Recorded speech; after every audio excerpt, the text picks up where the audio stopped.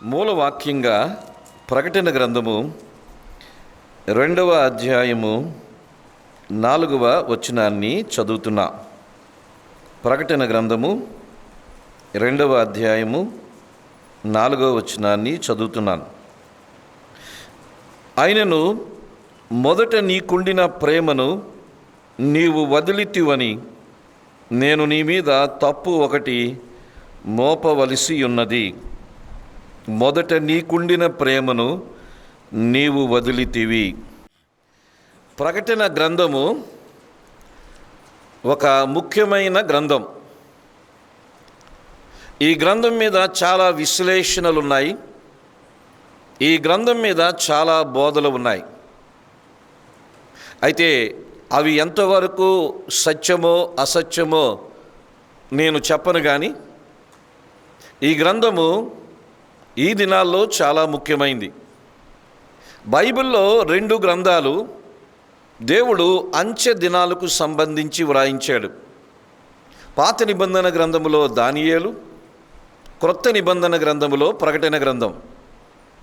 ప్రకటన గ్రంథము బాగా అర్థం కావాలి అంటే దానియేలు గ్రంథము కూడా చదవాలి. దానియేలు గ్రంథం బాగా అర్థం కావాలంటే ప్రకటన గ్రంథం కూడా చదవాలి. ఈ 2 ఒకదానితో ఒకటి విడదీయరాని బంధం కలిగి ఉంది. నేనైతే ఈ 2 గ్రంథాలని బోధించడం ఇప్పటికే జరిగింది కొన్ని ప్రాంతాల్లో. అందుకని దేవుడు అంత్యకాలానికి సంబంధించిన అంశాలని సంఘానికి ఈ గ్రంథాల్లో దేవుడు వ్రాయించాడు. బైబిల్లో మర్మాలు ఏమీ లేవు. మనకి తెలియక కొన్నిటిని మర్మాలు అని తెలియజేస్తాం. ప్రకటన గ్రంథము 12వ అధ్యాయములో ఒక మాట ఉంటుంది. ఇది అంచె దినముల వరకు ముద్రించు అని రాయబడింది. కానీ ప్రకటన గ్రంథం 22వ అధ్యాయములో ఈ గ్రంథముని ముద్రించవద్దు అని రాయబడింది. దానియేలు గ్రంథాన్ని ముద్రించమన్నాడు దేవుడు. ప్రకటన గ్రంథాన్ని ముద్రవద్దు, విప్పమన్నాడు. అంటే దానియేలు గ్రంథము ఆ రోజుల్లో వారికి మర్మాలతో కూడిన గ్రంథం. ఆ మొదటి శతాబ్దంలో సంఘం అనగా యేసు ప్రభు భూమి మీదకి శరీరధారిగా వచ్చినప్పుడు ఆ రోజుల్లో ఉండే ప్రథమ సంఘ విశ్వాసులకి దానియేలు గ్రంథము మర్మముతో కూడింది. కానీ 21వ శతాబ్దంలో ఉంటున్న మనకి దానియేలు గ్రంథము మర్మమేమీ కాదు. ఆ గ్రంథములో ఉన్న 12 అధ్యాయాలు జాగ్రత్తగా చదివి ధ్యానం చేస్తే చక్కగా సామాన్యులు కూడా అర్థమవుతుంది. ఈ 2 గ్రంథాలు అంత్యకాలానికి సంబంధించింది. మనకు తెలుసు మనము అంత్య దినాల్లో ఉన్నాము అనేది. అసలు అంత్య దినాలు ఎప్పుడు ప్రారంభించబడ్డాయి అంటే యేసు ప్రభు పరలోకానికి ఆరోహణమైపోయిన ఆ దినము నుంచి మనము అంత్య దినాల్లోనే ఉన్నాం. ఎండ్ టైమ్స్ అని అంటాం. మళ్ళీ ఒకసారి చెప్తాను. యేసు ప్రభు పరలోకానికి ఆరోహణమైపోయిన దినము నుంచి మనము అంత్య దినాల్లోనే ఉన్నాం. అపోస్తుల కార్యము 1వ అధ్యాయములో యేసు ప్రభు ఆరోహణమైపోయాడు. 2వ అధ్యాయము పెంతెకోస్తు దినాన సంఘము స్థాపించబడింది. సంఘము స్థాపించబడిన దినము నుంచి ఈరోజు వరకు దాదాపు 2000 సంవత్సరాల కాల పరిమితి అని అంటాం. సంఘము ఆయన రాకడ కొరకే వేచి చూస్తుంది. అనగా అపోస్తుల కార్యం 2వ అధ్యాయము నుంచి సంఘము యేసు ప్రభు యొక్క రాకడ గురించే చూస్తుంది. అనగా 2వ రాకడ. తెస్సలోనికీయులకు రాసిన 2 పత్రికలు కూడా దేవుడు వస్తున్నాడు, ఆయన రాబోతున్నాడని ఆ రోజుల్లో విశ్వాసులు ఆయన రాకడ కొరకు సిద్ధపడ్డారు.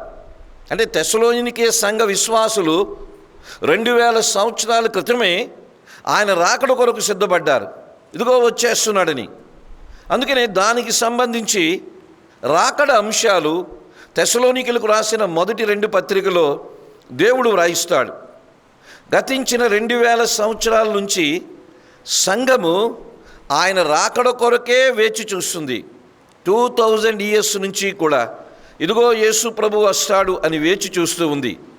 అయితే ఆయన రాకడ ఏదో ఒక రోజున జరుగుతుంది. ఆ రాకడకు సంబంధించిన సూచనలు గతించిన 2000 సంవత్సరాల నుంచి జరుగుతూనే ఉన్నాయి. కొంతవరకు మనకి ఈ రోజుల్లో మీడియా ప్రభావం ఎక్కువ ఉంది కాబట్టి ఇదిగో ఆయన రాకడకు సంబంధించిన సూచనలు ఇప్పుడు బాగా జరుగుతున్నవని మనం అనుకుంటున్నాం. కానే కాదు. గతించిన 2000 సంవత్సరాల నుంచి ఆయన రాకడకు సంబంధించిన సూచనలు జరుగుతూనే ఉన్నాయి. అప్పట్లో మీడియా లేదు, ప్రజలకు తెలియదు. ఇప్పుడు మీడియా వచ్చింది, చెప్పిందే చెప్పి మనల్ని కంగారు పెడుతున్నారు. 2000 సంవత్సరాల నుంచి కూడా యేసు ప్రభు రాకడకు సంబంధించిన సూచనలు, ఆ సూచనలకు సంబంధించిన తీవ్రత కాస్త పెరుగుతూ వచ్చిందే కానీ రాకడకు సూచనలు 2000 సంవత్సరాల నుంచి ఉన్నవి. సంఘ చరిత్రను మనం గమనించినట్లయితే 2000 years చర్చ్ హిస్టరీ అంటాం. 2000 సంవత్సరాల సంఘ చరిత్రను మనం గమనించినట్లయితే ఇప్పుడు జరుగుతున్నవి ప్రపంచంలో 200 సంవత్సరాల క్రితం జరిగినవి, 300 సంవత్సరాల క్రితం జరిగినవి, 1000 సంవత్సరాల క్రితం కూడా జరిగింది. చరిత్ర మనకు తెలిస్తే అర్థమవుతుంది. కొన్ని సందర్భాల్లో చరిత్రను తెలుసుకోవడం కూడా చాలా మంచిది. ఈ ప్రకటన గ్రంథము అంటే మనకున్నది కేవలం 3 రోజులే కాబట్టి ఈ గ్రంథాన్ని మా సంఘములో దరిదాపు 2 సంవత్సరాలు బోధించాను. సాయంత్రం ఆరాధనలో ప్రతి వచనం వెంబడి వచ్చినాను కానీ ఈ గ్రంథం అంతా బోధించడం జరిగింది. దానియేలు గ్రంథాన్ని బోధించలేదు కానీ వేరే చోట్ల దానియేలు గ్రంథం బోధించడం జరిగింది. దేవుడు తన వాక్యాన్ని సామాన్యుల కొరకే వ్రాయించాడు. ఈ మాటని మీరు అర్థం చేసుకోండి. బైబిల్లో మనకి అర్థం కానివి ఏమీ లేవు. బైబిల్లో మర్మములు లేవు. There are no mysteries in the Bible. మనకి తెలియక, మనము సరిగ్గా చదవక, మనము దాన్ని సరిగ్గా ధ్యానించక అది మర్మముగా ఉంది. కానీ దేవుడు మర్మాలు బైబిల్లో పెట్టలేదు. మొదటి శతాబ్దంలో కొన్ని వాక్యాలు, కొన్ని ప్రవచనాలు మర్మము, కానీ 21వ శతాబ్దంలో మర్మమేమీ లేదు.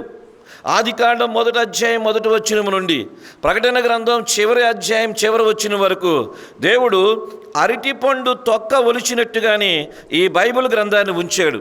మనము శ్రద్ధగా చదివితే ఎవరికైనా అర్థమవుతాయి. మరొక మాట మీకు చెప్తాను.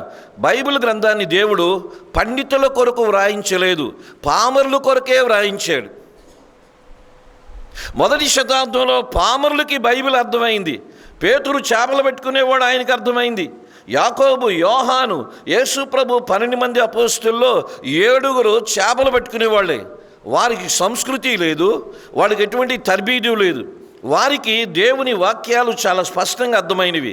ఎందుకు అర్థమైనవి అంటే వాళ్ళు వాక్యం మీద శ్రద్ధ కలిగిన వారు.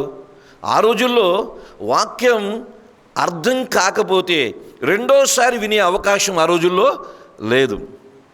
ఈ రోజున రెండోసారి వినే అవకాశం ఉంది, ఎందుకంటే రికార్డింగ్స్ ఉన్నవి. ఆ రోజుల్లో వాక్యం అర్థం చేసుకోవడానికి ఇటువంటి మైక్ సిస్టాలు లేవు. ఎక్కడో గాలి వాటం వచ్చే దగ్గర పౌలు గారు నిలబడేవారు, యేసు ప్రభువు నిలబడేవారు. ఆ గాలి వాటం వచ్చే దగ్గర ఆయన నిలబడి మాటలు చెప్తూ ఉంటే ప్రజలందరూ వినేవాళ్ళు. మీకు ఒక విషయాన్ని చెప్తాను. మొదటి శతాబ్దంలో యేసు ప్రభు బోధ చేసినప్పుడు యేసు ప్రభు కూర్చునేవాడు, ప్రజలు నిలబడేవాళ్ళు. ఈ రోజున ప్రజలు కూర్చుంటున్నారు, బోధకుడు నిలబడుతున్నాడు. ఆ రోజున యేసు కూర్చునేవాడు. ఏ రాతి మీదో చిన్న ఎత్తైన స్థలంలో ఆయన కూర్చునేవాళ్ళు. ప్రజలందరూ నిలబడి వాక్యం వినేవాళ్ళు. సరే, అదే ముఖ్యమైనది కాదు అని నేను అవసరమని నేనేమీ చెప్పడం లేదు. కానీ ఆ రోజుల్లో ఆయన వాక్యము చెప్పుకుంటూ వెళ్ళారు. ఎవరికైనా ఎక్కడైనా అర్థం కాకపోతే ఇంకోసారి రిపీట్ చేయమని వాళ్ళు చెప్పలేదు. యేసు ప్రభు కూడా ఎక్కడ చెప్పింది మళ్ళొకసారి చెప్పలేదు. ఆ రోజుల్లో పేపర్ లేదు, పెన్ లేదు రాసుకోవడానికి. పేపర్ లేని కాలములో, పెన్ను లేని కాలములో, చెప్పింది అర్థం కాకపోతే మరొకసారి చెప్పుకునే అవకాశం లేని కాలములో, రికార్డింగ్ లేని కాలములో వాళ్ళకి వాక్యం ఎందుకు అర్థమైందంటే మనస్సులో దేవుని వాక్యం మీద పెట్టారు. ఈ రోజుల్లో ఇన్ని అవకాశాలు ఉన్నాయి, ఇన్ని వనరులు ఉన్నాయి, అయినా మన ప్రజలకి వాక్యమే అర్థం కావడం లేదు. ఎందుకంటే మైండ్ ప్రెజెంటు, బాడీ ఆబ్సెంటు, లేక బాడీ ప్రెజెంటు, మైండ్ ఆబ్సెంట్ లాగా ఉంటుంది.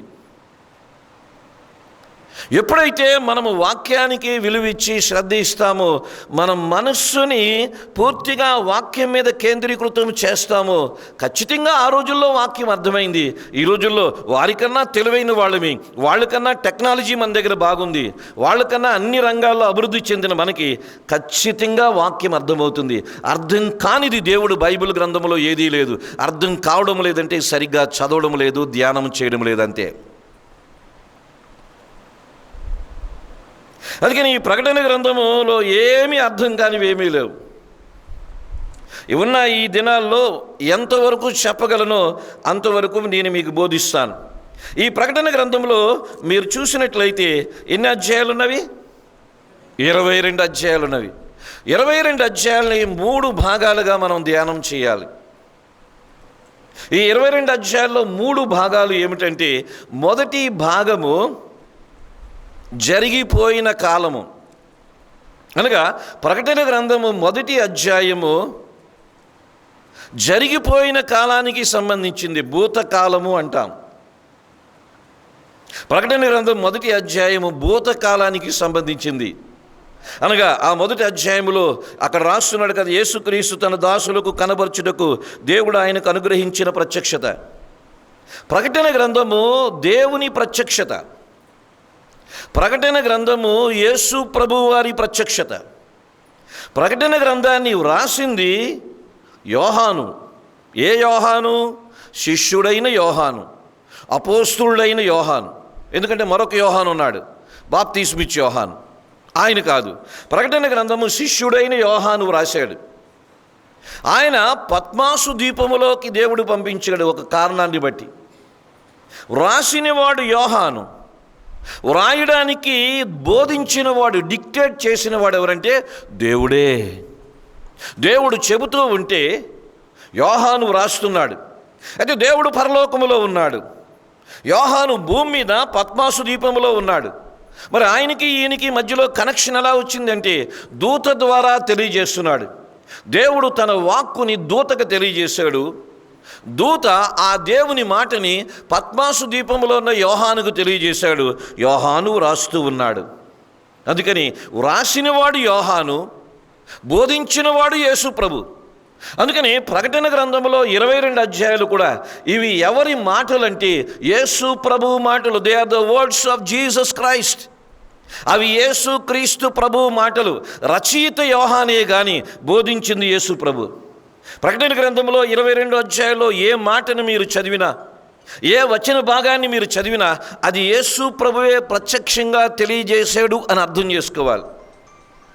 అందుకని ఆ ప్రకటన గ్రంథము మొదటి అధ్యాయములో ఆయన ఇది యేసు ప్రభు ప్రత్యక్షత అని మనం చూస్తాం. యేసు ప్రభుని గురించి కొన్ని బిరుదులు ఉంటాయి అక్కడ. మహిమలో ఉన్న యేసు ప్రభుని మొదటి అధ్యాయంలో చూస్తాం. మహిమలో ఉన్న యేసు ప్రభు రూపం వేరే, శరీరధారిగా వచ్చిన యేసు ప్రభు రూపం వేరే. అనగా మీరు మత్తయి సువార్తలో, మార్కు సువార్తలో, లూకా, యోహాను సువార్తలో చూస్తే శరీరధారి అయిన యేసు ప్రభువుని చూస్తాం. ఆయన మనలాగే ఉన్నాడు. కానీ యోహాను ఈ ప్రకటన గ్రంథం మొదటి అధ్యాయంలో ఆయన మహిమలో ఉన్న యేసును చూస్తాం. ఆ విషయాలు నేను చదవడం లేదు, టైం లేదు కాబట్టి. మహిమలో ఉన్న యేసు రూపం వేరే, శరీరధారిగా వచ్చిన యేసు రూపం వేరే. అందుకని ప్రకటన గ్రంథం మొదటి అధ్యాయంలో మీరు చూసినట్లయితే ఆ 17వ వచనములో రాయబడి ఉంటుంది, నేను ఆయనను చూడగానే చచ్చిన వాని వలె ఆయన పాదముల యొద్ద పడి తిని అని రాయబడి ఉంటుంది. ఈ యోహాను యేసు ప్రభుని ఎన్నోసార్లు చూశాడు, కానీ ఎప్పుడూ చచ్చిన వాని వలె పడలేదు. ఈ యోహాను ఎవరంటే యేసు రొమ్మున ఆనుకొని ఉన్న శిష్యుడు అని రాయబడింది. యేసు ప్రభుకి యోహాను చాలా సన్నిహితుడు. ఆయనతో పాటు 3.5 సంవత్సరాలు జీవించాడు. కానీ 3.5 సంవత్సరాల్లో యోహాను ఇప్పుడు చచ్చిన వాని వలె పడలేదు. ఎందుకంటే శరీరధారి అని యేసుతో సహవాసము చేశాడు. ఆయన దేవుడే, కానీ శరీరధారిగా ఉన్నాడు. మహిమలో లేడు ఆయన. శరీరధారి అయిన యేసు ప్రభుతో 3.5 సంవత్సరాలు గడిపిన కాలములో ఒక్కసారి కూడా యోహాను చచ్చిన వానివల ఆయన పాదాల దగ్గర అక్కడ పడలేదు. కానీ మహిమలో ఉన్న యేసును చూచేటప్పటికి అదే యోహాను చచ్చిన వాని వలె యేసు పాదాల దగ్గర పడ్డాడు. ఎందుకో చెప్పమంటారా? శరీరధారి అయిన యేసును చూస్తే ఎవరికి భయం వేయదు. మహిమలో ఉన్న యేసును చూస్తే భయం వస్తుంది. ఎందుకంటే ఆయన మహిమా స్వరూపం చూసిన వెంటనే అక్కడ రాస్తాడు, ఆయన తల ఎలాగుంది, తల వెంట్రుకలు ఎలాగున్నాయి, ఆయన నేత్రములు ఎలాగున్నవి, ఆయన పాదములు ఎలాగున్నవి, ఆయన స్వరం ఎలాగుంది, ఆయన ముఖం ఎలాగుంది, ఇవన్నీ దేవుడు వివరిస్తూ రాస్తున్నప్పుడు మహిమలో ఉన్న యేసును చూసేటప్పటికి చచ్చిన వాని వలె యేసు పాదాల దగ్గర పడిపోయాడు. దాని అర్థం ఏంటో చెప్తాను చూడండి. ఈ రోజున మనము బెత్లెహేములో పుట్టిన యేసును కాదు చూడవలసింది, పరలోకములో మహిమలో ఉన్న యేసుని చూడాలి. అప్పుడు మనము కూడా చచ్చిన వాని వలె యేసు పాదాల దగ్గర పడతాం. అనగా ఆ భయము, ఆ రెవరెన్స్ అంటాం, వేరేగా ఉంటుంది.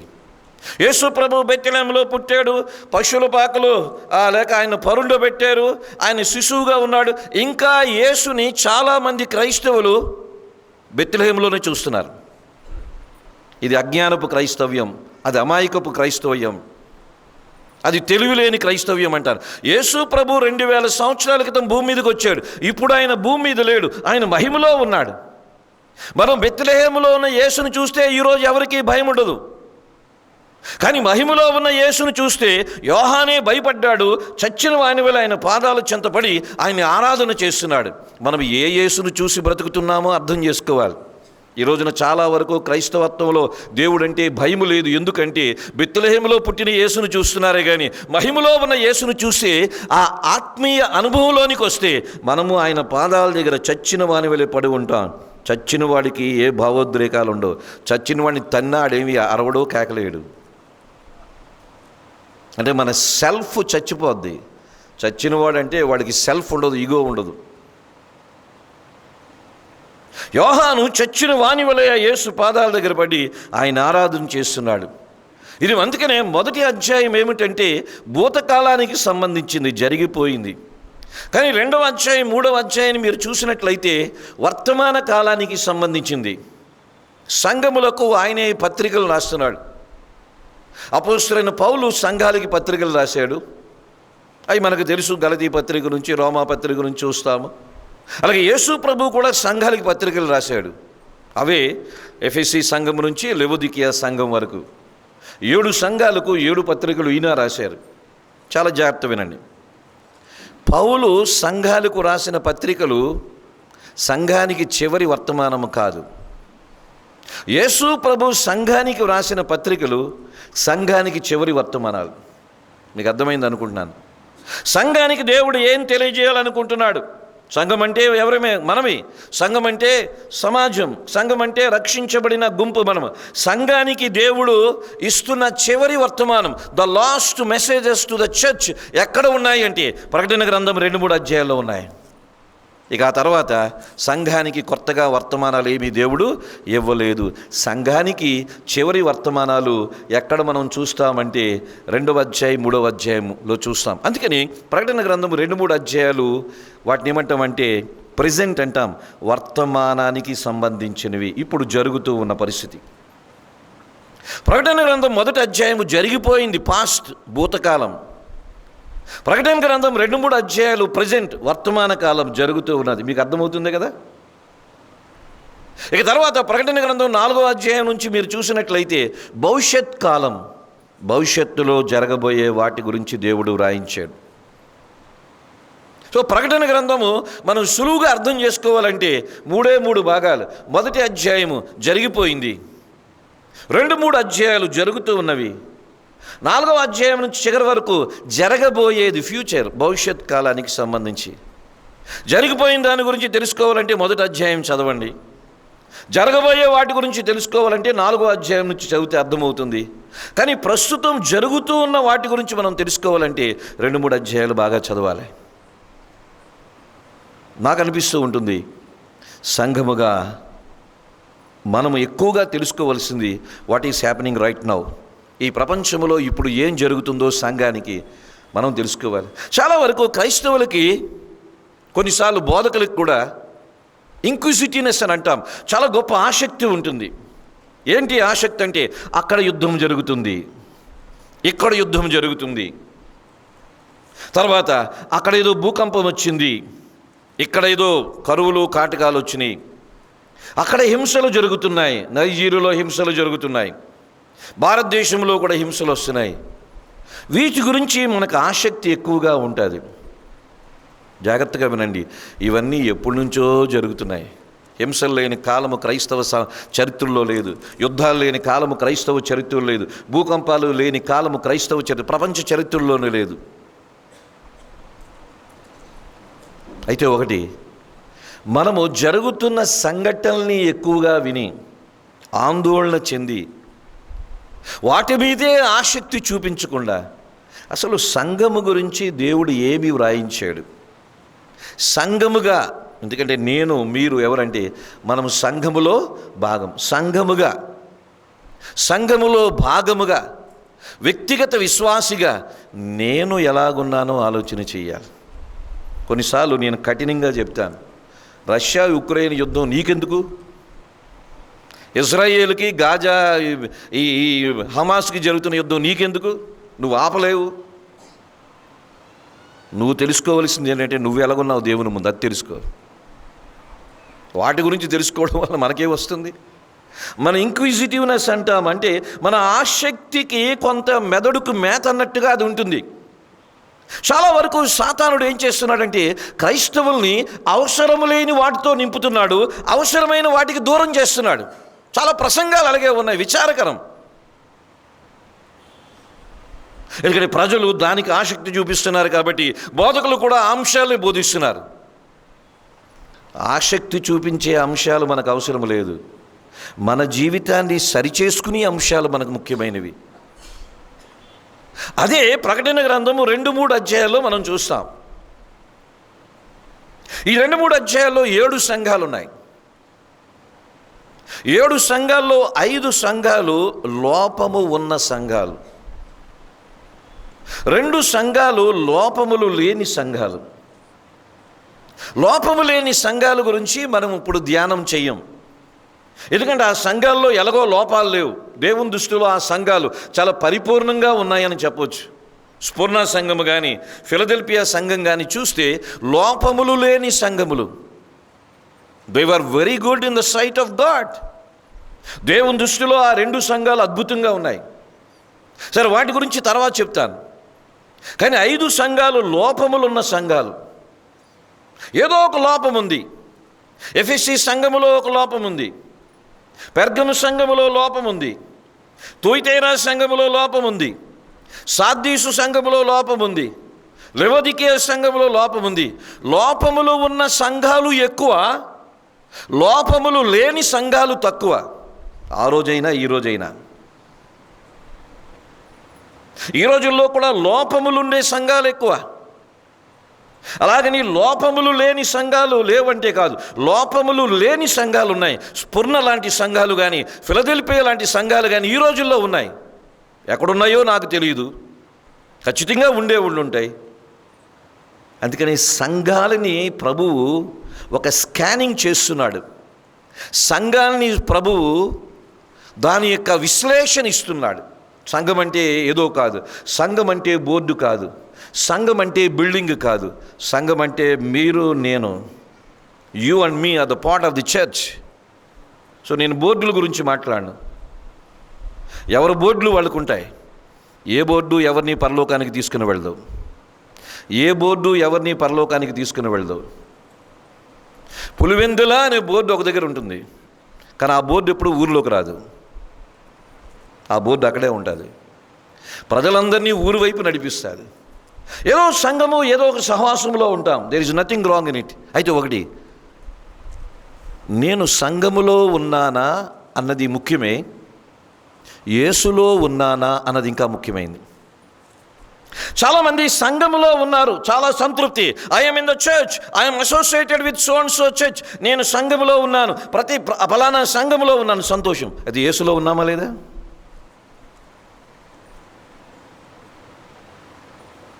సంఘములో ఉన్న వాళ్ళందరూ యేసులో ఉన్నవాళ్ళు కాదు. అది యేసులో ఉన్న వాళ్ళందరూ సంఘములో ఉన్నవాళ్ళే. కాకి బట్టలు వేసుకున్న వాళ్ళందరూ పోలీసు వాళ్ళు కాదు. అది పోలీసు వాళ్ళందరూ కాకి బట్టలు వేసుకుంటారు. సంఘములో ఉన్నవారందరూ క్రీస్తులో ఉన్నవారు కాదు. కానీ క్రీస్తులో ఉన్న ప్రతి ఒక్కరూ సంఘములో ఉన్నవారే. సో మనం చర్చిలో ఉన్నాం, ఈ సంఘములో ఉన్నాం, మంచిది. అయితే ఈ రాత్రి మనం వేసుకోవలసిన ప్రశ్న ఏంటంటే, మనం యేసుక్రీస్తు ప్రభువులో ఉన్నామా లేదా అనేది ప్రశ్నించుకోవాలి. ఈ 5 సంఘాలు లోపములున్న సంఘాలు. దాంట్లో మొదటి సంఘము, ఈ 5 సంఘాల గురించి నేను మీకు చెప్తాను. ఈ దినాల్లో సమయం ఉంటే 2 సంఘాల గురించి కూడా చెప్తాను. దాంట్లో మొదటి సంఘాన్ని మనం చూస్తే దాని పేరు ఎఫెసీ సంఘం. అది వీటి చరిత్ర చాలా ఎక్కువగా ఉంది. అందరినీ నేను చాలా నట్షెల్లో చెప్తున్నాను, చాలా కండెన్స్ చేసి చెప్తున్నాను. ఎందుకంటే ఈ 7 సంఘాల గురించి 3 నెలలు నేను బోధించాను. ఎందుకంటే చెప్పడానికి చాలా ఉంది, కానీ సమయాన్ని బట్టి నేను కుదించేసి మీకు అవసరమైంది మాత్రమే చెప్తాను. ఈ సంఘములు 5 సంఘాల్లో 5 లోపాలు ఉన్నాయి. అంటే ఒక్కొక్క సంఘంలో ఒక్కొక్క లోపం ఉంది. దేవుడు సంఘం యొక్క లోపాన్ని ఎరిగినవాడు. నా సంఘం యొక్క లోపాన్ని దేవుడు ఎరిగినవాడు, మీ సంఘం యొక్క లోపాలని దేవుడు ఎరిగినవాడు. నా లోపాలని దేవుడు ఎరిగినవాడు, మీ లోపాలని దేవుడు ఎరిగినవాడు. నా లోపాలు మీకు కనబడకపోవచ్చు, మీ లోపాలు నాకు కనబడకపోవచ్చు. కానీ మన లోపాలు ఎరిగినవాడు ఎవరు? దేవుడు. ఆ రోజున ఎఫెసీ సంఘం గురించి ఆయన మాట్లాడుతూ, ఎఫెసీ సంఘములో 5 మంచి లక్షణాలు ఉన్నవి. దాంట్లో ఒక్కటే లోపం ఉంది.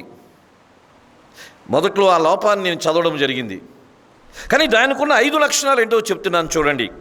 ప్రకటన గ్రంథము 2వ అధ్యాయము మొదటి 3 వచనాలు చదువుతున్నాను. ఎఫెసీలో ఉన్న సంఘపు దూతకి ఇలాగు వ్రాయము: 7 నక్షత్రములు తన కుడి చేత పట్టుకుని 7 దీపస్తంభముల మధ్య సంచరించేవాడు చెప్పు సంగతులేమనగా, నీ క్రియలను, నీ కష్టమును, నీ సహనమును నేను ఎరుగుదును. నీవు దుష్టులను సహింపలేవనియు, అపోస్తులు కాకయే తాము అపోస్తులమని చెప్పుకొను వారిని పరీక్షించి వారు అబద్ధికులని నీవు కనుగొంటివి. నీవు సహనము కలిగి నా నామము నిమిత్తము భారము భరించి అలయలేదని నేను ఎరుగుదును.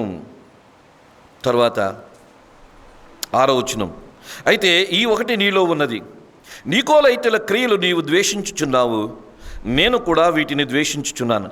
సంఘానికి ఈ పత్రిక ఎవరు రాస్తున్నారు? యేసు ప్రభు రాస్తున్నారు.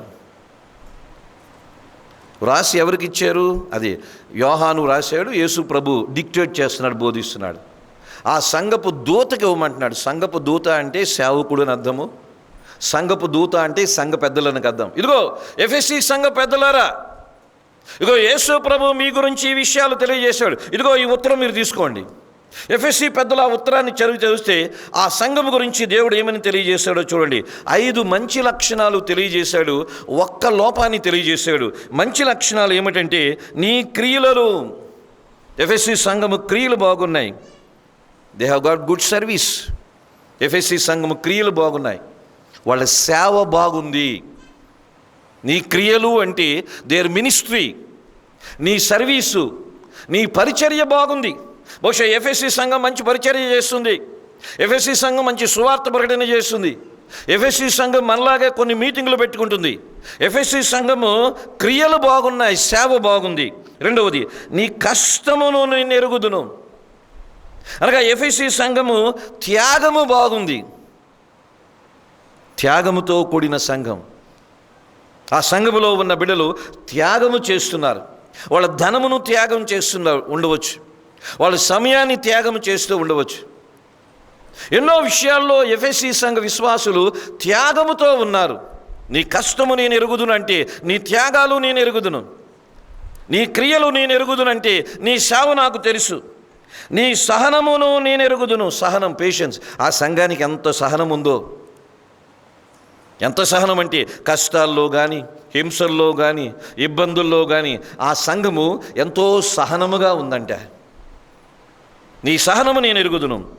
4వది అంటున్నాడు కదా, నీవు దుష్టులను సహింపలేవనియు, అపోస్తులు కాకయే తాము అపోస్తులమని చెప్పుకుని వారిని పరీక్షించి వారు అబద్ధికులను నీవు కనుగొంటివనియు.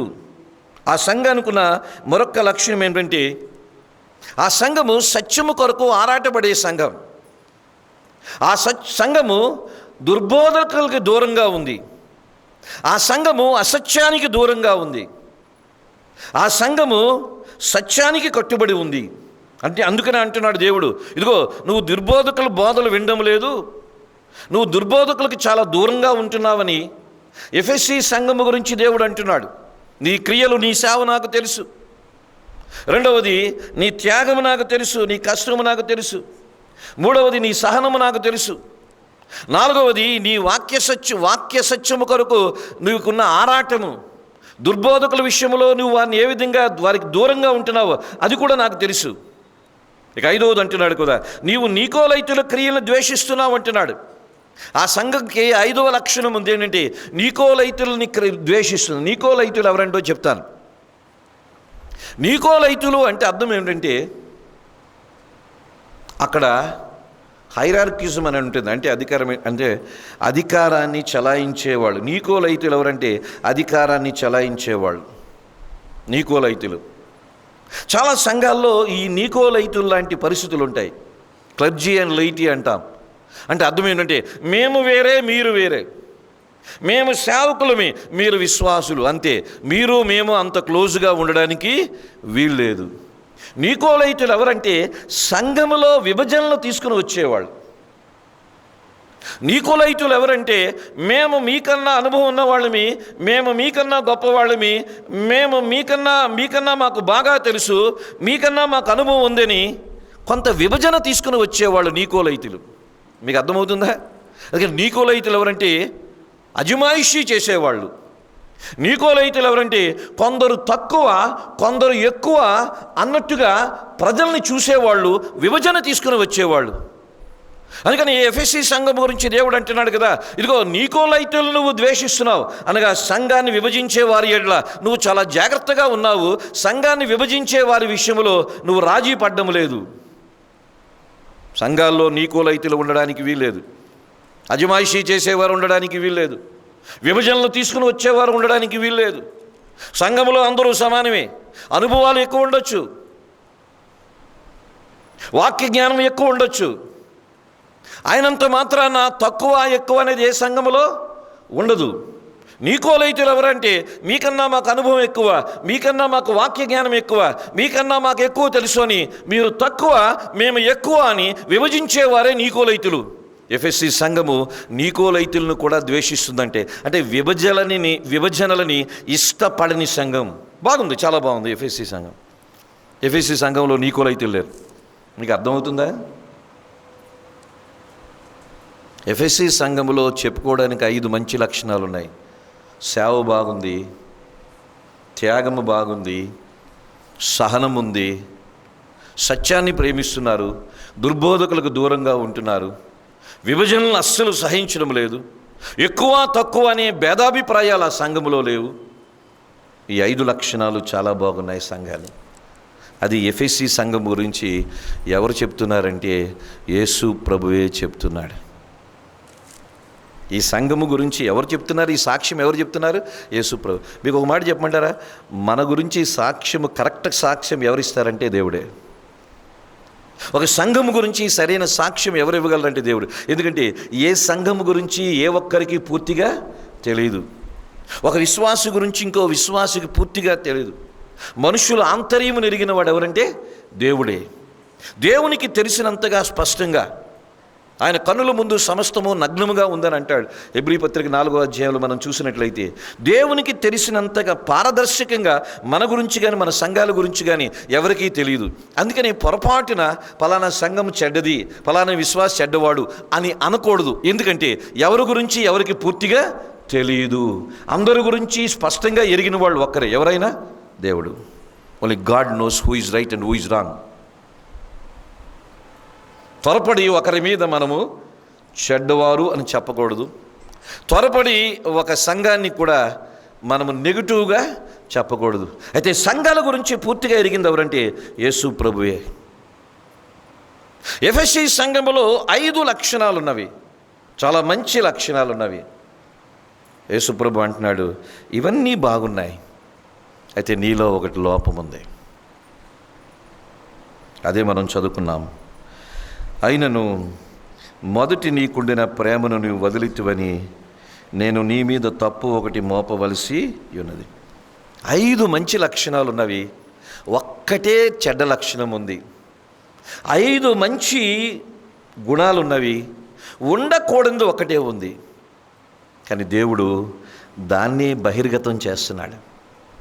మన జీవితాల్లో కూడా 99% నేను మంచివాడిని, కానీ ఎక్కడో ఒకటి నాలో చెడు ఉంటుంది. దేవుడు దాన్ని కూడా నాకు చూపిస్తాడు. ఎందుకో చెప్పమంటారా? దేవుని దృష్టిలో నేను 100% పరిపూర్ణంగా ఉండాలని దేవుడు ఆశిస్తాడు. ప్రభువా, ఎఫెసీ సంఘానికి 5 మంచి లక్షణాలు ఉన్నాయి, కేవలం ఒక్కటే లోపం ఉంది. ఆ లోపాన్ని ఎత్తి చూపిస్తున్నాడు. ఎందుకంటే దేవునికి ఆ ఒక్క లోపము కూడా ఆ రోజున సంఘములో ఉండడానికి వీల్లేదు. సంఘంగా మన సంఘాలు కానీ, వ్యక్తులుగా విశ్వాసులుగా కానీ, మన జీవితాల నుంచి కూడా దేవుడు ఏం ఆశిస్తున్నాడంటే మనము లోపము లేని వారిగా ఉండాలని దేవుడు ఆశిస్తున్నాడు. We must be 100% perfect in the sight of God. దేవుని దృష్టిలో మనము సంపూర్ణులంగా ఉండాలని దేవుడు మన నుంచి ఆశిస్తున్నాడు. ఈ చిన్నదే కదా, పర్వాలేదులని దేవుడు ఎక్కడ అడ్జస్ట్మెంట్ కాడు. మనం అడ్జస్ట్ అవుతాం, దేవుడు అడ్జస్ట్ కాడు. పర్వాలేదులండి అని అనుకోవచ్చు. వీళ్ళు చాలా మంచోళ్ళండి, ఏదో అప్పుడప్పుడు అబద్ధం ఆడతాడు, కానీ దేవుడు దాన్ని కూడా సహించడు. వీళ్ళు చాలా మంచోళ్ళండి, మంచి వాక్య జ్ఞానం కలిగిన వాళ్ళండి, మంచి ప్రార్థనా జీవితం కలిగిన వాళ్ళండి, సంఘానికి చక్కగా కానుకలు ఇస్తారండి, కానీ అనేది ఏదో ఉంటుంది. దేవుడు కానీ అన్నదాన్నే పట్టుకుంటాడు. అంతా బాగున్నాయి, ఒక్క లోపం ఉంది. ఆ లోపం కూడా ఆయన అంటున్నాడు కదా. జాగ్రత్తగా వచనాన్ని మనం చదివితే, మొదట నీకుండిన ప్రేమను నీవు వదిలితివి అంటున్నాడు. ప్రేమను వదిలితివి అని దేవుడు చెప్పడం లేదు. మొదట్లో ఉన్నంత ప్రేమ లేదు అని అంటున్నాడు. అది ఆ వచనానికి అర్థం. అంటే ఎఫెసీ సంఘంలో ప్రేమ లేదంటే ప్రేమ ఉంది, కానీ మొదట్లో ఉన్నంత ప్రేమ లేదు. అంటే ప్రేమలో ఎక్కడో తరుగు వచ్చింది, ప్రేమలో ఎక్కడో డిప్రిషియేషన్ వచ్చింది, ప్రేమలో ఎక్కడో వాళ్ళు తగ్గిపోయారు. అలాగని ప్రేమ లేని వారేమీ కాదు. నీకు ప్రేమ ఉంది, కానీ మొదటిలో ఉన్నంత ప్రేమ నీకు లేదు. అది తప్పు, అది నేరము, నేను నీ మీద మోపుతున్నాను. మన మీదే మోపుతున్నాడు. సంఘముగా, విశ్వాసులుగా మన క్రియలు, మన సేవ బాగుండొచ్చు, మన కష్టము, మన త్యాగాలు బాగుండొచ్చు, మన సహనము బాగుండొచ్చు, మనం సత్యం కొరకు, సత్యాన్ని ప్రేమించే వాళ్ళం అవ్వచ్చు, సత్యం కొరకు ఆరాటపడేవాళ్ళం అవ్వచ్చు, మనలో విభజనలకు సంబంధించిన మనసు లేకపోవచ్చు, ఐక్యతనే కోరుకోవచ్చు. ఇవన్నీ బాగున్నాయి, కానీ దేవుడు అంటున్నాడు కదా, ప్రేమ విషయంలో ఎక్కడో మీరు తగ్గిపోయారు. మొదటిలో మీరు నన్ను ప్రేమించే విషయంలో ఉన్న ప్రేమ ఇప్పుడు లేదు అని సంఘముగా ఆ లోపాన్ని ఎత్తి చూపిస్తున్నాడు. వ్యక్తిగతంగా మన మీద కూడా లోపాన్ని ఎత్తి చూపిస్తున్నాడు. ఈరోజు మనం జ్ఞాపకం చేసుకోవాల్సిందంటే, ఇక్కడున్న మనం అందరమే దేవుడిని ప్రేమిస్తున్నాం, కానీ దేవుడు మీరు నన్ను ప్రేమిస్తున్నారా లేదా అని అడగడం లేదు. మొదటిలో ప్రేమించినట్టుగా ఇప్పుడు నన్ను ప్రేమిస్తున్నారా లేదా అని అడుగుతున్నాడు. What about your first love towards me? దేవుడిని అందరూ ప్రేమిస్తాం, కానీ మొదట్లో ప్రేమించినట్టుందా? రక్షించబడిన తొలి రోజుల్లో సంఘానికి ఎంత విలువ, ప్రార్థనలకు ఎంత విలువ, వాక్యానికి ఎంత విలువ, సహవాసానికి ఎంత విలువ. ఇప్పుడు రక్షించబడి 10, 20, 30 సంవత్సరాలు అయిపోయింది, కొంత అనుభవం వచ్చేసింది, పర్వాలేదులే అనుకున్నట్టుగా చాలామంది ఉంటున్నారు. ఎఫెసీ సంఘం అలాగే అనుకుంటుంది. అప్పటికి ఎఫెసీ సంఘానికి 46 సంవత్సరాల వయసు వచ్చింది. ప్రకటన గ్రంథములో రాయబడిన ఎఫెసీ సంఘం అదే ఎఫెసీ సంఘం. ఎఫెసీలకు రాసిన పత్రిక అదే సంఘం. ఆ సంఘాన్ని పౌలు గారు స్థాపించారు. పౌలు గారు స్థాపించిన సంఘంలోనే ప్రేమ తగ్గిపోయింది.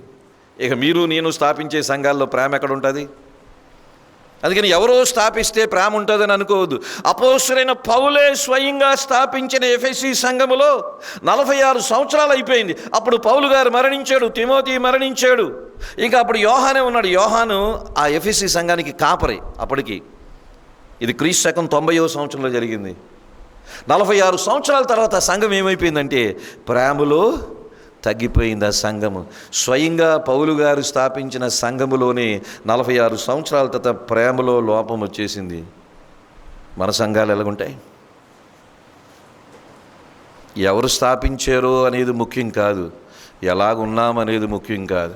ముఖ్యం కొన్నిసార్లు పలానా వాళ్ళు స్థాపించారని గొప్పలు చెప్పుకుంటూ ఉంటారు. ఎవరు స్థాపించారో, పౌలు కన్నా గొప్పవాళ్ళు ఎవరున్నారు ఈ ప్రపంచంలో? ఆయన స్థాపించిన సంఘంలోని ఈ లోపం ఉంది. స్థాపకులు గొప్పవాళ్ళు, స్థాపకులు భక్తులు, వాళ్ళు జీవించి పరలోకానికి వెళ్ళిపోయారు. కానీ ఈరోజు మనం ఆలోచించవలసింది పలానా వాళ్ళు స్థాపించారు అని మాత్రం కాదు, కానీ మనము ఎలా జీవిస్తున్నామనేది ప్రశ్నించుకోవాలి. అందుకని ఆ రోజున అపోస్తలుడైన పౌలు స్థాపించిన సంఘములో ప్రేమ అనేది లోపము వచ్చేసింది. స్నేహితులారా, ఎందుకు వచ్చిందో చెప్తాను నేను. ప్రేమ అనే లోపం ఎందుకు వచ్చిందో నేను మీకు చెప్తాను. అంతేకాదు, ప్రేమ అనే లోపం ఎందుకు వచ్చిందో చెప్తాను. అసలు ప్రేమ లోపం వల్ల ఏమైపోతుందో సంఘానికి చెప్తాను. ఈరోజు మనం ప్రశ్నించుకోవాలి, మన ప్రేమ 3 ముఖ్యమైన కోణాల్లో ఉండాలి. మొదటిది దేవుని ఎడల ప్రేమ, నెంబర్ 1. నెంబర్ 2 సంఘం ఎడల ప్రేమ, తోటి సహోదరుల ఎడల ప్రేమ. 3వది శత్రువుల ఎడల ప్రేమ. దేవుని ఎడల ప్రేమ, లవ్ టువర్డ్స్ గాడ్. 2వది దేవుని ప్రజల ఎడల ప్రేమ, లవ్ ఇన్ ద చర్చ్. 3వది శత్రువుల ఎడల ప్రేమ, లవ్ టువర్డ్స్ ఎనిమీస్. ఇక తర్వాత 4వది కుటుంబంలో ప్రేమ అని చెప్పవచ్చు. ఇదిగో మొదట ఉండిన ప్రేమ నీవు వదిలితివి. ఏ ప్రేమ? దేవుని ప్రేమ విషయంలో లోపం వచ్చింది, ఒకరినొకరు ప్రేమించే విషయంలో లోపం వచ్చింది, శత్రువుల్ని ప్రేమించే విషయంలో లోపం వచ్చింది, కుటుంబాల్లో కూడా ప్రేమలో లోపం వచ్చింది. 4 రకాలైన ప్రేమల్లో లోపాన్ని దేవుడు ఎత్తి చూపిస్తున్నాడు. ఈ లోపాలు మనలో కూడా ఉన్నాయేమో. మీకు ఒక మాట చెప్పమంటారా? దేవుని ఎడల ప్రేమలో లోపం వస్తే సంఘములో ప్రేమ లోపం ఉంటుంది. అంతేకాదు, శత్రువులు కూడా ప్రేమించలేము, కుటుంబాల్లో కూడా ప్రేమ లోపం ఉంటుంది. వెర్టికల్ లవ్, హారిజాంటల్ లవ్ అంట. దేవుని ఎడల ప్రేమలో మనము ఖచ్చితంగా ఉంటే సంఘములో ప్రేమ ఉంటుంది, కుటుంబాల్లో ప్రేమ ఉంటుంది, సమాజంలో ప్రేమ ఉంటుంది. దేవుని ఎడల ప్రేమలోనే లోపం ఉంటే సంఘములో ప్రేమ ఉండదు, కుటుంబాల్లో ప్రేమ ఉండదు. ఇక శత్రువుని ఎక్కడ ప్రేమిస్తాం? కుటుంబస్తులు ప్రేమించినోడు శత్రువుని ఎక్కడ ప్రేమిస్తాడు? ఉండదు. అసలు లోపం ఎక్కడుందంటే లవ్ టువర్డ్స్ గాడ్. దేవుని ఎడల ప్రేమలోనే లోపం వచ్చేసింది. అప్పుడు సంఘాల్లో ప్రేమ ఉండదు, కుటుంబాల్లో ప్రేమ ఉండదు, శత్రువుని ప్రేమించే అసలు అవకాశమే లేదు. ఆ సంఘం అన్నీ బాగున్నాయి. మనం సాధారణంగా మన సేవ గురించి చూస్తున్నాం, మంచి పరిచర్య చేస్తున్నాము, మంచి వాక్యం ఉంది, మనకు అన్నీ బాగున్నాయి. దేవుడు అంటున్నాడు అన్నీ బాగున్నాయి శబాష్, బట్ మీ ప్రేమ విషయంలో లోపం ఉంది అంటున్నాడు. ఇది చాలా ముఖ్యమైనది. క్రైస్తవత్వం ప్రేమ అనే పునాది మీదే కట్టబడింది. యోహాను 3:16 ప్రకారం దేవుడు లోకమును ఎంతో ప్రేమించాను అనగా యేసు ప్రభు శరీరధారిగా భూమి మీదకి రావడానికి దేవుణ్ణి ప్రేరేపించింది ఏమిటంటే ప్రేమే. Love was the motivation. దేవుడు శరీరధారిగా భూమి మీదకి రావడానికి ఏకైక కారణము ప్రేమే. దేవుడే లోకాన్ని ప్రేమించకపోతే ఈ పాపులున్న ఈ లోకానికి దేవుడు వచ్చేవాడు కాదు, సిలువలో మరణించి రక్తాన్ని చిందించేవాడు కాదు. What motivated God to come down from heaven to earth is love towards the world. లోకం ఎడల దేవుని ప్రేమే ఆయన లోకానికి వచ్చేటట్టుగా చేసింది, మనిషిగా వచ్చేటట్టుగా చేసింది, సిలువలో మరణించేటట్టుగా చేసింది. ఒకటి ప్రేరణ. ఆ ప్రేరణ ఏంటి? ప్రేమ.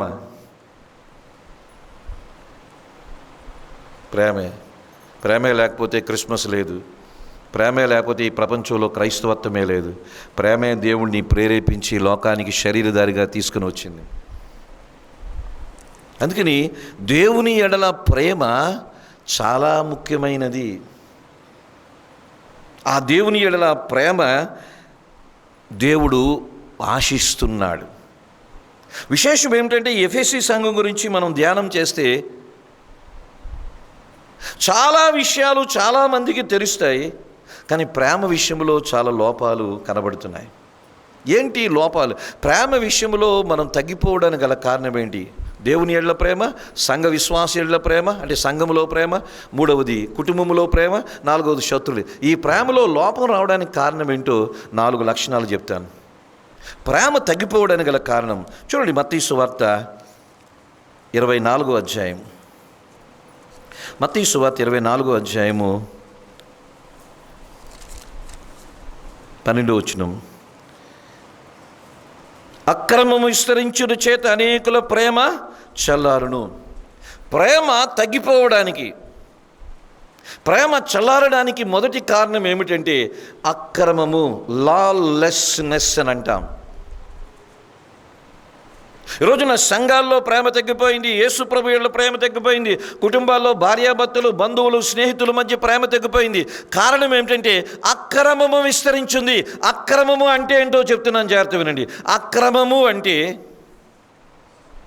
ఇంగ్లీష్లో బాగుంటుంది, లాలెస్నెస్. అక్రమము అంటే దేవుడు లేనట్టుగా బ్రతకడం. అక్రమము అంటే వాక్యము లేనట్టుగా బ్రతకడం.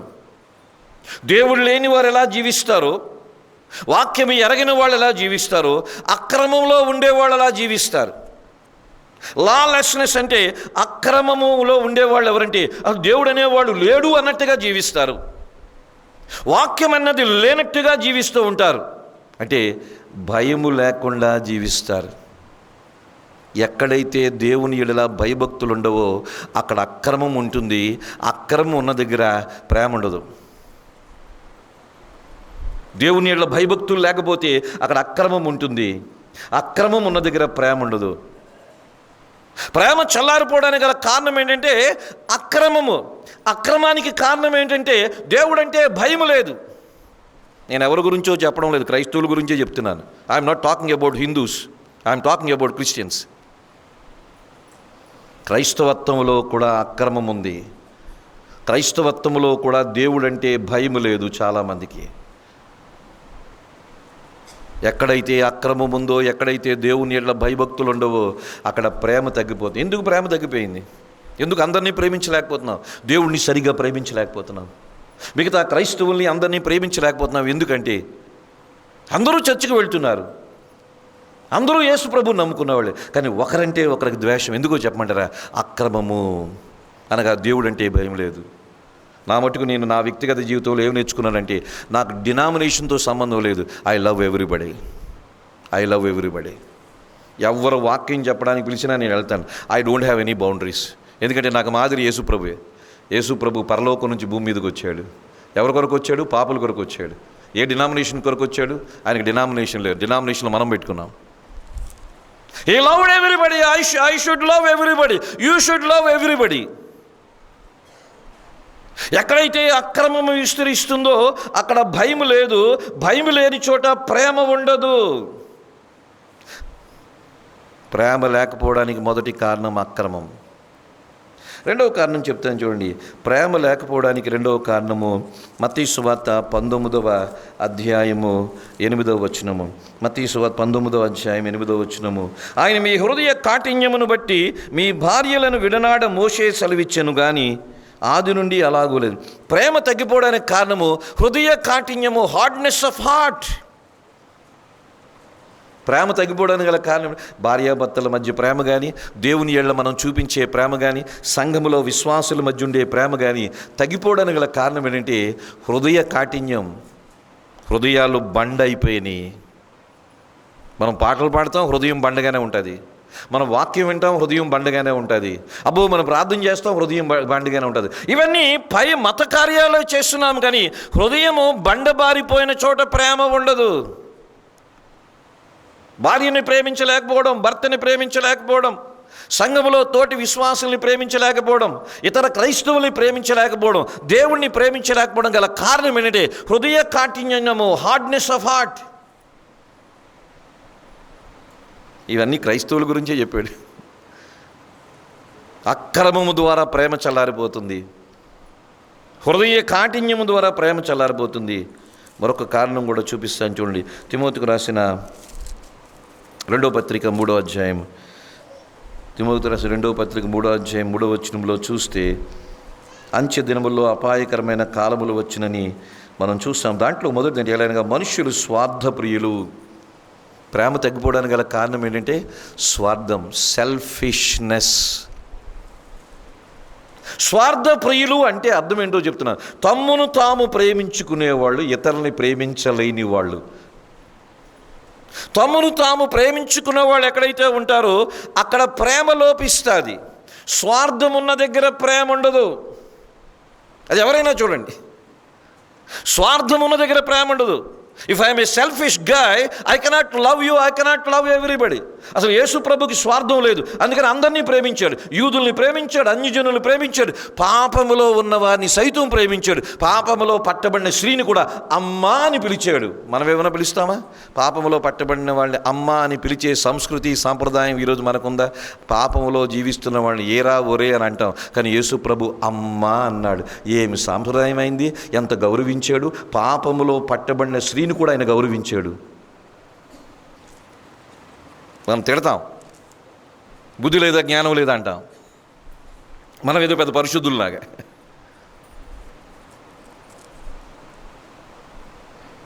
ప్రేమ లేకపోవడానికి గల కారణం ఏంటంటే స్వార్థం.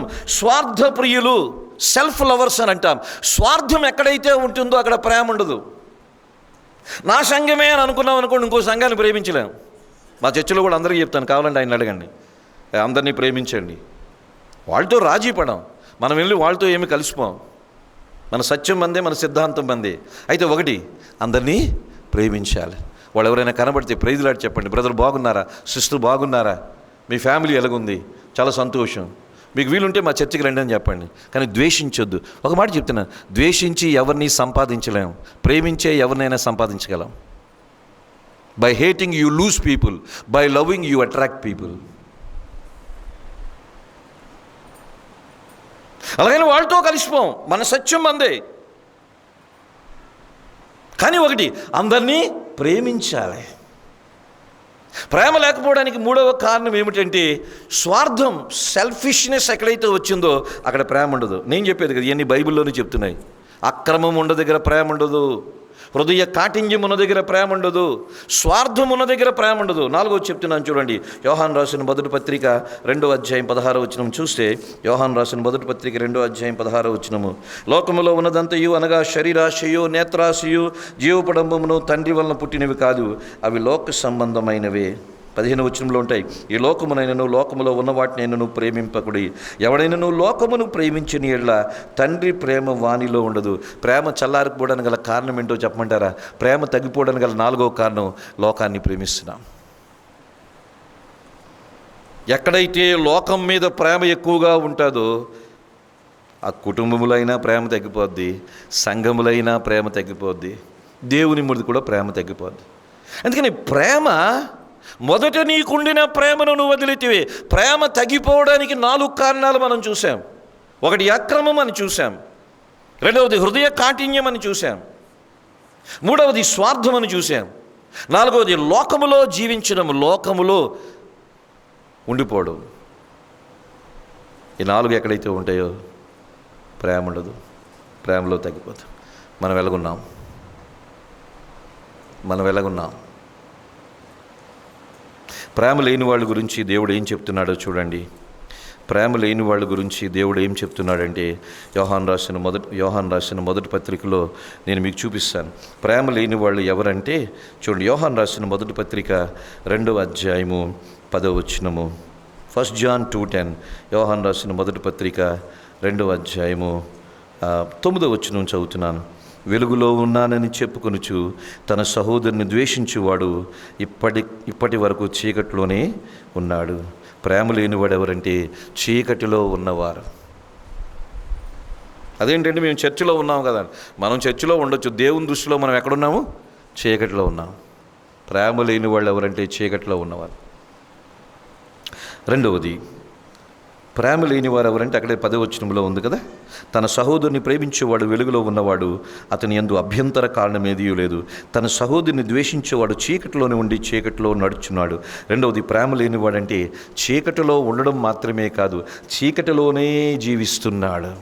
Not only he stays in darkness, but he is walking in darkness. ప్రేమ లేని వాళ్ళు జాగ్రత్తగా వినండి అమ్మ, ఈ మాట చెప్తాను ఏమనుకోవద్దు. మీరు చర్చిలో ఉన్న ప్రేమ లేకపోతే చీకట్లో ఉన్నట్టు లెక్క.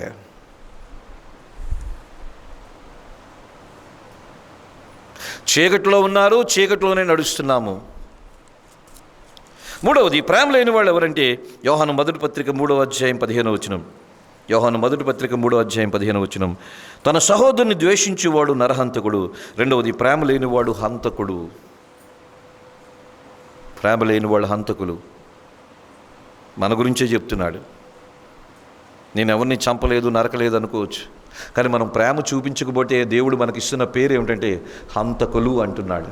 ప్రేమ లేని వాళ్ళు హంతకులు.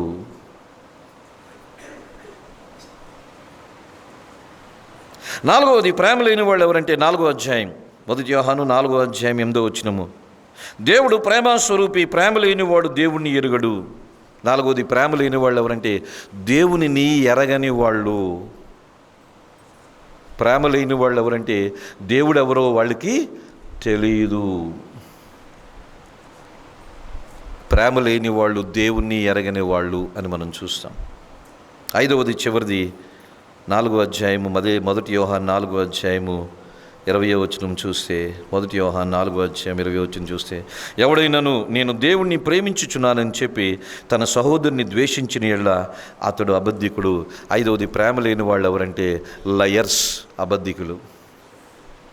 ప్రేమ లేని వాళ్ళకి దేవుడు 5 బిరుదులు ఇస్తున్నాడు.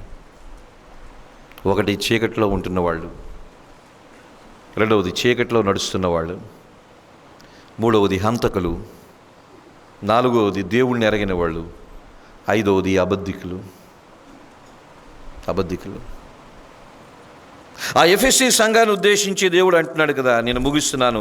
ఎఫెసీ సంఘాన్ని ఉద్దేశించి, అయినను మొదట నీకుండిన ప్రేమను వదిలితివి. ఎఫెసీ సంఘం ప్రేమ లేని సంఘమేమీ కాదు, ప్రేమ ఉన్న సంఘమే. కానీ మొదటిలో ఉన్నంత ప్రేమ అది చూపించడం లేదు. మనం ఎలా ఉన్నాం? ఆ రోజున ఆ సంఘము గురించి దేవుడు మాట్లాడుతున్నాడు, ఈ రోజున మన గురించి దేవుడు మాట్లాడుతున్నారు. ఆ రోజున ఆ సంఘము పేరు ఎఫెసీ సంఘం, ఈ రోజున ఈ సంఘం పేరు ఏంటో, ఏం పేరు పెట్టాలో.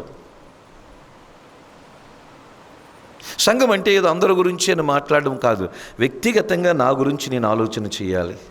నేను దేవుణ్ణి ప్రేమించగలుగుతున్నానా? మొదట్లో దేవుణ్ణి ప్రేమించినట్టే నేను ప్రేమించగలుగుతున్నానా? దేవుని ప్రజలను ప్రేమించగలుగుతున్నానా? నా కుటుంబంలో ప్రేమ ఉందా? శత్రువుల్ని ప్రేమించమన్నాడు మత్తయి సువార్త 5వ అధ్యాయంలో. మీరు చూస్తే మీ శత్రువులను కూడా ప్రేమించండి, మిమ్మల్ని హింసించే వరకు ఏం చేయాలంటే ప్రార్థన చేయమంటున్నాడు. శత్రువుని ప్రేమించగలుగుతున్నామా? కుటుంబాన్ని ఎలాగో ప్రేమించుకుంటాం, ఎందుకంటే మన సొంత కుటుంబం కాబట్టి. సంఘాన్ని ప్రేమించగలుగుతాం. సంఘములో ఒకరికొకరు ప్రతి ఒక్కరి మధ్య ప్రేమ ఉండాలి. ప్రేమలో అతుకుబడిన రాయబడుతుంది ఎఫెసీ పత్రికలో 3వ అధ్యాయం 14 నుంచి 18 వరకు. దేవుడిని ప్రేమించాలి. ఆ సంఘానికి ఆ లోపం ఉంది. దేవుడు అంటున్నాడు అక్కడ, ఈ లోపాన్ని నువ్వు సరిచేసుకో. ఒకవేళ ఈ లోపం సరిచేసుకోకపోతే ఏం చేస్తానంటున్నాడు చూడండి 5వ వచనంలో, నీవు ఏ స్థితిలో నుండి పడిపోతావో అది జ్ఞాపకం చేసుకుని మారు మనసు పొంది ఆ మొదటి క్రియలను చేయము. అట్లు చేసి నీవు మారు మనసు పొందితేనే సరే, లేని ఎడ్ల నేను నీ యొద్ద నుండి నీ దీపస్తంభమును దాని చోట నుండి తీసివేతును. దేవుడు చెప్తున్నాడు ఎఫెసీ సంఘాన్ని ఉద్దేశించి, ప్రేమలో నీకు లోపం ఉంది, నువ్వు మారు మనసు పొంది ఆ ప్రేమ విషయంలో సరిచేయబడాలి. ఎఫెసీ సంఘమా, ఒకవేళ నువ్వు సరిచేయబడ్డానికి నీకు ఇష్టత లేకపోతే నీ దీపస్తంభాన్ని తీసేస్తానంటున్నాడు. I will remove your lamp stand అంటున్నాడు. దాని అర్థం ఏంటో చెప్పమంటారా? జాగ్రత్త వినండి. దీపస్తంభం అంటే అదొక దీపస్తంభం పని ఏమిటంటే వెలుగునిస్తుంది. దీపస్తంభం మీద దీపాన్ని పెడతారు, ఆ దీపం అందరికీ వెలుగిచ్చడానికి ఉంటారు. ఈరోజున లోకములో వ్యక్తిగతంగా విశ్వాసిగా నేను కానీ మీరు కానీ ఒక సంఘంగా కానీ దేవుడు మనల్ని దీపస్తంభంగా ఉంచాడు. మీరుంటున్న వీధిలో మీరు ఒక దీపస్తంభం, మీ పట్టణంలో ఈ సంఘం ఒక దీపస్తంభం, ఈ సమాజంలో ఈ సంఘం ఒక దీపస్తంభం. వ్యక్తిగతంగా మనం దీపస్తంభము, సమాజంగా మనం దీపస్తంభము. దీపస్తంభం యొక్క పని ఏమిటంటే వెలుగునివ్వాలి. దేవుడు అంటున్నాడు, మీ ప్రేమ విషయంలో మీరు లోపాన్ని సరిచేసుకోకపోతే దీపస్తంభాన్ని తీసివేస్తానంటున్నాడు. అంటే మళ్ళీ తీసివేస్తాడా అంటే కాదు. దీపస్తంభము తొలగించుట అంటే అర్థం ఏమిటంటే, ఏ ఉద్దేశముతో దేవుడు మనల్ని రక్షించాడో, లోకానికి వెలుగునివ్వడానికి, క్రీస్తు అనే వెలుగును లోకానికి చూపించడానికి దేవుడు ఏ ఉద్దేశం చూశాడో అది మనము పూర్తిగా కోల్పోతాం. ఏదో నా మటుకు నేను క్రైస్తవుడిగా ఉంటాను, ఏదో మన మందిరాలు సంఘాలు అలాగే ఉంటాయి, మన వల్ల ఎవ్వరికీ వెలుగు ప్రసారము కాదు, వెలుగు ఎవ్వరికీ వెళ్ళదు. దీపస్తంభము తీసివేస్తామంటే ఆ దీపస్తంభం వల్ల ఎవ్వరికీ ప్రయోజనము లేదు. ఒక ప్రశ్న వేసి నేను ముగిస్తున్నాను. మనం దీపస్తంభంగా ఉంటాం, కాలేజీలో కానీ, ఉద్యోగంలో కానీ, వ్యాపారంలో కానీ, వీధిలో కానీ, ఒక అపార్ట్మెంట్లో కానీ. మన వెలుగు అనగా క్రీస్తుని మనం ఉన్న చోట్ల చూపించాలి. దీపస్తంభం పని వెలుగును చూపించాలి. అలాగే ఒక పట్టణంలో సంఘం కూడా వెలుగును చూపించాలి, క్రీస్తు వెలుగును చూపించాలి. లేకపోతే ఏమవుద్దంటే, నాకు నేనే జీవిస్తాను, దీపస్తంభం యొక్క పని అది కోల్పోతుంది, అంటే ప్రభావము పోతుంది.